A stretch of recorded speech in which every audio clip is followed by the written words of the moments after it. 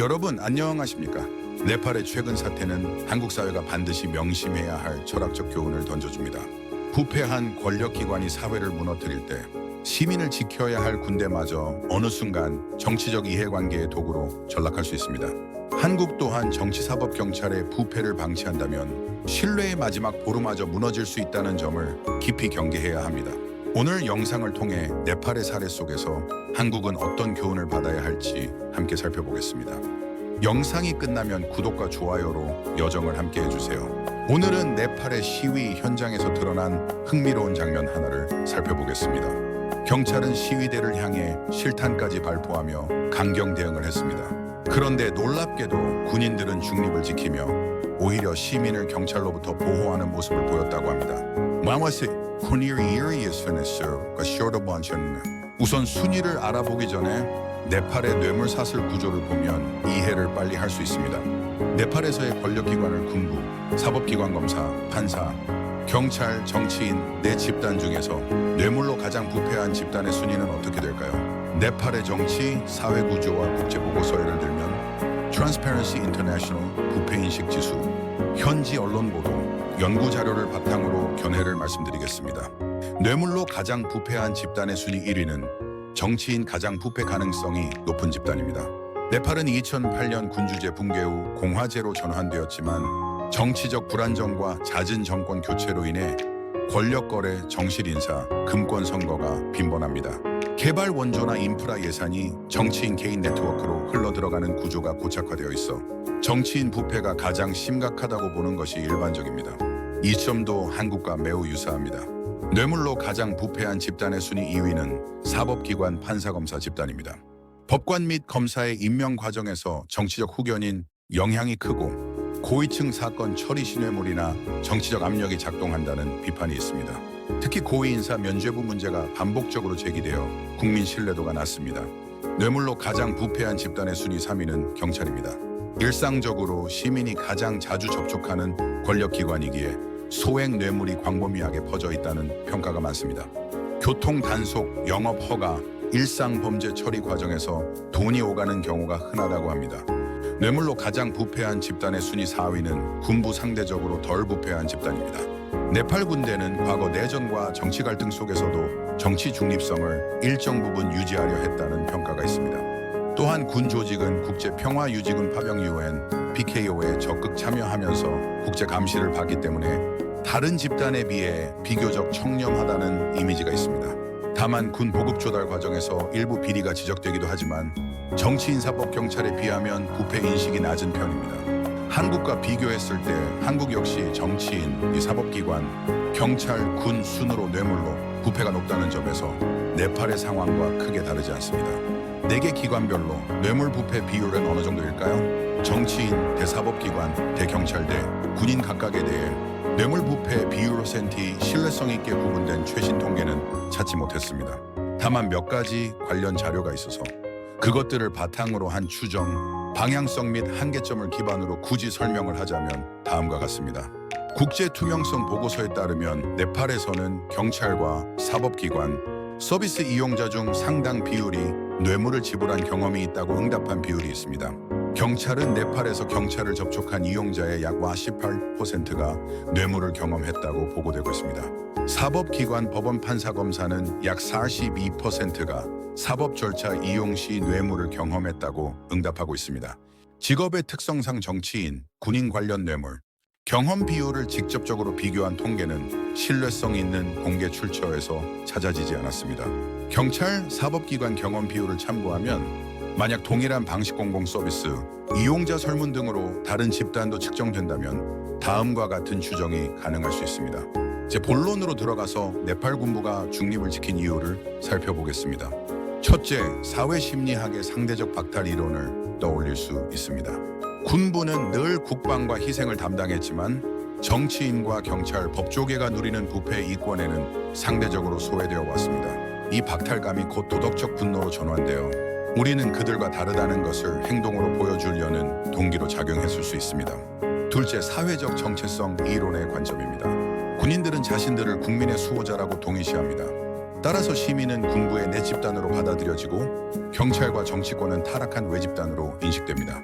결과적으로 군부는 경찰과 달리 시민을 보호하며 자신들의 정체성을 강화하고 도덕적 정당성을 확보합니다. 셋째, 권력 관계 차원에서 해석할 수도 있습니다. 경찰이 정권의 방패막이 되어 시민을 억압할 때 군부는 오히려 시민 편에 서면서 사회적 신뢰라는 권력 자산을 얻습니다. 이는 단순한 인도주의적 태도가 아니라 미래의 정치적 위기 상황에서 개입할 명분을 쌓는 전략적 행동으로도 볼 수 있습니다.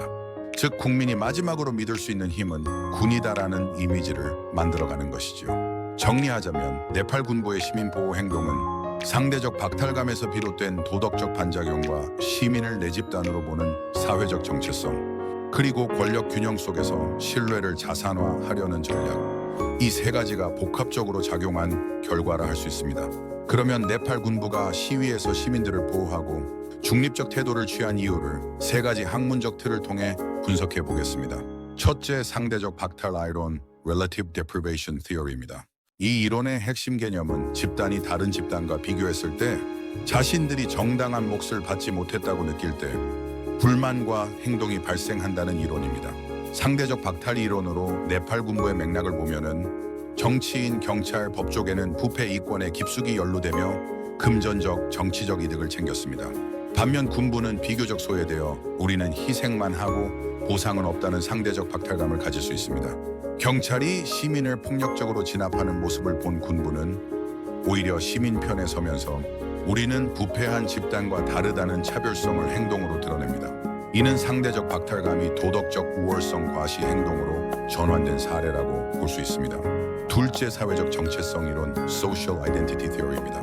이 이론의 핵심 개념은 사람들은 자신이 속한 집단 내 집단에 긍정적 정체성을 부여하고 외집단과 비교하여 우월감을 추구한다는 이론입니다.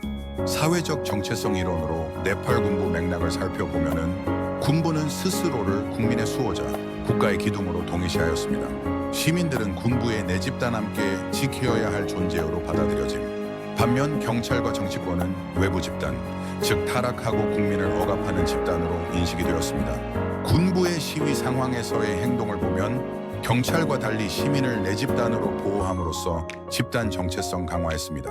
이로써 군부는 우리는 국민과 하나라는 이미지를 구축하고 경찰과 대비되는 도덕적 정당성을 확보함.